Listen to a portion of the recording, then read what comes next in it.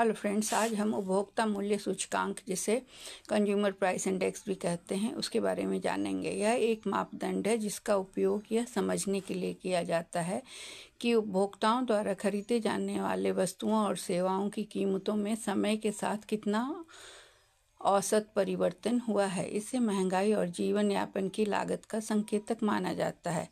CPI या उपभोक्ता मूल्य सूचकांक की मुख्य विशेषताएं। पहला, वस्तुओं और सेवाओं की टोकरी।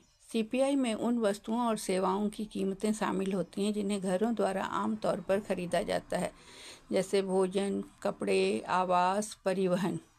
आधार वर्ष। किसी विशिष्ट वर्ष की कीमतों को आधार वर्ष के रूप में इस्तेमाल किया जाता है। प्रतिशत परिवर्तन।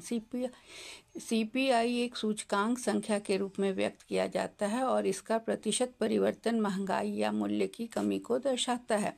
इसका सूत्र इस प्रकार से है: CPI = वर्तमान वर्ष में टोकरी की लागत डिवाइडेड बाई आधार वर्ष में टोकरी की लागत इंटू 100। इसे हम एक उदाहरण से समझते हैं।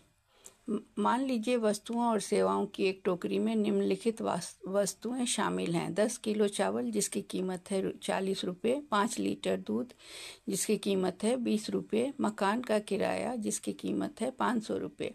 आधार वर्ष हमने लिया यहाँ 2020 को, तो टोकरी की कुल लागत रुपये हो गए चावल के, 20 रुपये दूध के और 500 रुपये किराए के, तो टोटल हो गया 560 रुपये। वर्तमान वर्ष में जैसे हम 2024 को लेते हैं तो इसमें चावल की कीमत बढ़ जाती है, वो 40 से 50 रुपये हो जाती है, दूध 25 रुपये का हो जाता है और किराया 550 हो जाता है। तो टोकरी की कुल लागत = चावल के 50 रुपये, दूध के 25 रुपये और किराए के 550 रुपये को जोड़ा जाता है, तो यह 625 रुपये आता है।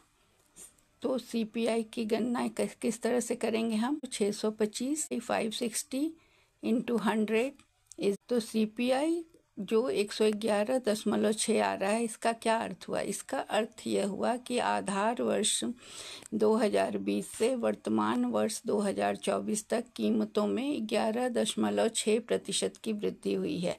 यह महंगाई को बतलाता है, क्योंकि अब उपभोक्ताओं को समान वस्तुओं और सेवाओं के लिए अधिक भुगतान करना पड़ रहा है। तो उपभोक्ता मूल्य सूचकांक नीति निर्धारण, व्यवसायों और उपभोक्ताओं के लिए क्रय शक्ति को समझने और वेतन समायोजन तथा मौद्रिक नीतियां बनाने के लिए बहुत महत्वपूर्ण है।